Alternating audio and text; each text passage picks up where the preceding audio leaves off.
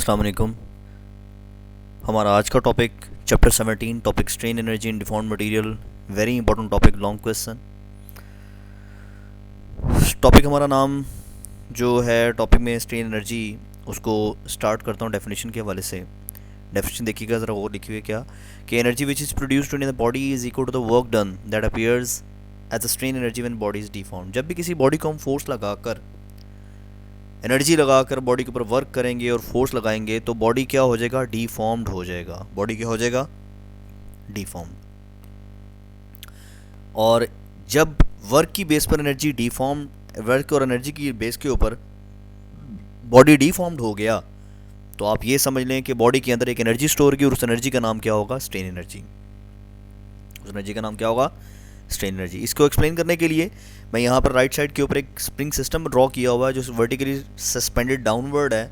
तो vertically downward जो suspend है उसकी लेंथ है ओरिजिनल एल है और उस पर फोर्स लग रही है, वो उसका नाम क्या है? एफ। ग्राफ की तरफ चलते हैं तो ग्राफ दिखेगा यहाँ पर। ग्राफ के अंदर दो चीज़ों के दरमियान ग्राफ ड्रॉ किया गया है। एक ग्राफ जो ड्रॉ किया गया है लाइन एक फोर्स की है और जो दूसरी लाइन है हमारे पास वो किसकी है? लेंथ की है। इन दोनों में जो ग्राफ ड्रॉ किया गया आप थोड़ा गौर कर सकते हैं, जैसे जैसे length L1, L2, L3, F2 so on G point तक जैसे लेंथ बढ़ेगी अकॉर्डिंगली फोर्स भी F है, F1, F2 and so on, force भी वैसे वैसे बढ़ती जाएगी। लेकिन एक बात गौर करें, ये लाइन हमारे पास है बिल्कुल स्ट्रेट लाइन है। जहाँ तक लाइन स्ट्रेट रहती है और उसके बाद ये लाइन बेंड होना शुरू हो जाती है। इस पूरी चीज़ को एक्सप्लेन करूँगा। इस ग्राफ के अंदर ओ सी वाला और ये L2 वाला जो पॉइंट है ओ ए बी या ओ बी सी ए और ये L2, ये ट्रायंगल बन गई हमारे पास बड़ी सी। इस पूरी ट्रायंगल को और ये सी एच जी और L2 इसको हम अलग से डिस्कस करेंगे। तो दोनों को ज़रा गौर करते हैं। सबसे पहली बात कि जब फोर्स लगती है तो सस्पेंशन की वजह से एक्सटेंशन प्रोड्यूस होता है। जब उसमें सस्पेंशन प्रोड्यूस होगी वो फोर्स की बेस पर होगी और फोर्स जैसे जैसे लगती रहेगी और उसमें एक्सटेंशन बढ़ता जाएगा। तो हम ये कह सकते हैं फोर्स बढ़ेगी तो एक्सटेंशन बढ़ेगी। फोर्स F1 हो जाएगी तो लेंथ L1, फोर्स F2 हो जाएगी तो लेंथ L2। इसका मतलब ये दोनों आपस में क्या है? डायरेक्टली प्रोपोर्शनल है। एक्सप्लेनेशन की तरफ चलता हूँ। यहाँ पर देखिएगा जरा गौर करें। When the force is applied on the spring system the work under stretching force body is displaced from its mean position and this way work will be done appeared as strain energy in deformed material.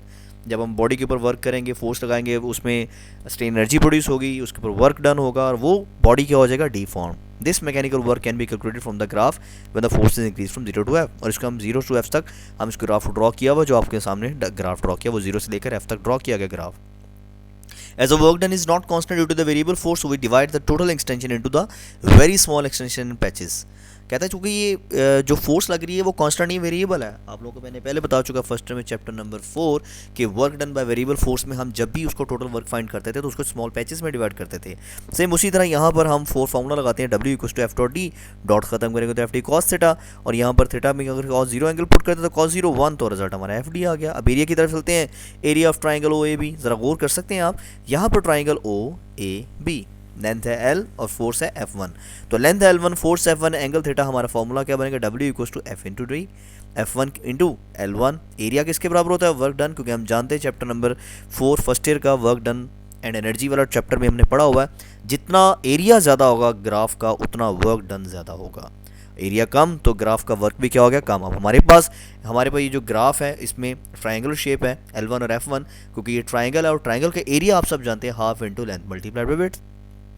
तो area की जगह पर half F1 हमारे पास F1 force होगी और L हमारे पास क्या है? उसकी विड्थ होगी। एक लेंथ होगी एक विड्थ होगी, लेंथ की जगह F1 और विड्थ की जगह L1। और हाफ क्यों कर दे? क्योंकि ये ट्राइंगल और ट्राइंगल का area half into length width होती है। अब ये एरिया हम ऊपर पढ़ चुके हैं किसके इक्वल होता है? वर्क के। तो area equal to work, work equal to half F1 into L1। ये MCQ में फॉर्मूला आता है अक्सर। MCQ पूछा जा सकता है कि अगर फोर्स इतनी हो, एक्सटेंशन इतनी हो, तो how much work is done for the spring system to displace from its mean to extreme position. यानी अगर हम किसी स्प्रिंग को मीन से एक्सट्रीम तक लेके जाते हैं इस फोर्स के तहत, इतना एक्सटेंशन प्रोड्यूस हो, तो बताइएगा वर्क कितना स्टोर हो गया उसके अंदर। उसको एनर्जी भी कह सकते हैं। तो ये लिखा हुआ मैंने यहाँ पर, this work is stored in the wire as its elastic potential energy. ये स्टोर होगी किसके तौर पर? Elastic potential energy. अब इसमें इलास्टिसिटी टर्म यूज हो रही है, उसके बारे में देखिएगा। If E is the total elasticity and A is the area and L is the total length of the wire, then elasticity का फॉर्मूला क्या होगा? Stress over strain. पढ़ चुके हैं हम पहले। स्ट्रेस का फॉर्मूला क्या होता है? Force per unit area. और स्ट्रेन का फॉर्मूला क्या होता है? Delta L over L। अब जरा गौर करें कि स्ट्रेस में तो हमारे पास फोर्स पर यूनिट एरिया और डेल्टा L की जगह मैंने यहाँ यूज़ किया L1। क्यों? Because it is a changing length और कैपिटल एल वैसे एज इट इज़ है, वो ओरिजिनल लेंथ है। तो हमारा फॉर्मूला गौर कीजिएगा, F1/A मल्टीप्लाइड बाय ये कैपिटल L/L1 हो जाएगा। इस तरह हमारे पास इलास्टिसिटी बन जाएगी। इसका F1 का फॉर्मूला यहाँ से बनेगा, क्या बनेगा, EAL1, ये दोनों डिवाइड हो रहा है, वहाँ जाकर क्या हो जाएगा, मल्टीप्लाई, तो EAL1/L हो गया। ये हमारी रिजल्ट बन गया किसका, फोर्स F1 का। पुट क्वेश्चन नंबर 3 इन क्वेश्चन नंबर 2, इस 3 को 2 में पुटअप करेंगे आप। जब इसको पुटअप करेंगे तो फॉर्मूला वर्क का देखिएगा, हाफ इंटू EAL1/L1। तो ज़रा गौर करें, W में हमारे पास हाफ EA, L1 को L1 से मल्टीप्लाई किया, L1 square over capital L। ये जो कंपोनेंट है EA और कैपिटल, ये कांस्टेंट फैक्टर है। तो बाकी ज़रा गौर करें, बाकी रिजल्ट में वर्क किसके डायरेक्टली प्रोपोर्शनल हो जाएगा, L1 स्क्वायर के। इसका मतलब जब चेंजिंग लेंथ, ठीक है ना, जब चेंजिंग लेंथ जिसको L1, L2, L3, L4 कहते हैं, सो ऑन चलती जाएगी, जब लेंथ चेंज होगी तो इसमें उसमें वर्क भी क्या होगा, मैक्सिमम होता जाएगा। If extension is increased from L1 to L2, then the amount of work will be equal to the area of ABCD trapezium। इसका मतलब क्या हुआ, अब मैं ग्राफ की तरफ आता हूँ। यहाँ लिखा हुआ है, the graph obtained in this graph strain is valid for elastic and non elastic. ये जो रीजन है ये इलास्टिक और नॉन इलास्टिक के लिए इक्वल होता है। और अगर एक्सटेंशन इंक्रीज होती है L1 से L2 तो वर्क इक्वल किसके हो जाएगा, एरिया ऑफ ट्रेपेजियम के इक्वल।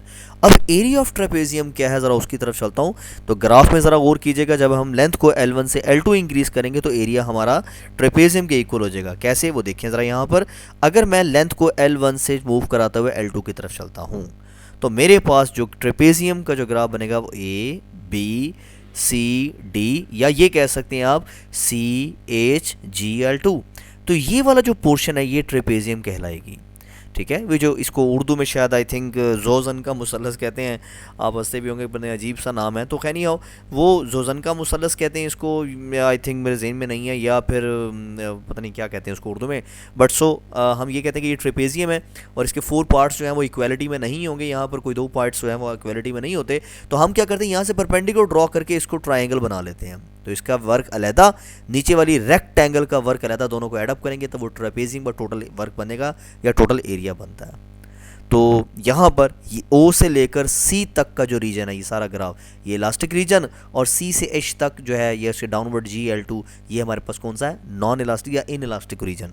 तो इलास्टिक और इन इलास्टिक दोनों के लिए ये रिजल्ट वैलिड है। जो लास्ट वाली इक्वेशन है हमारे पास ये वाली, तो ये हाफ EAL1 स्क्वायर कैपिटल और डिवाइडेड बाय कैपिटल L, यहाँ लिखा हुआ है एंड पर कि this graph is obtained in this strain energy is valid for elastic and non elastic region. उम्मीद करता हूँ आप लोगों को ये टॉपिक समझ लग गया होगा। Thank you very much for your cooperation. इसको अच्छी तरह तैयार भी कीजिएगा और जितने टॉपिक अब तक हो चुके हैं उसको प्रिपेयर कीजिएगा। आप लोगों के एग्ज़ाम लाजमी होंगे। So wish you all the best of luck. Thank you. अस्सलाम वालेकुम, अल्लाह हाफ़िज़।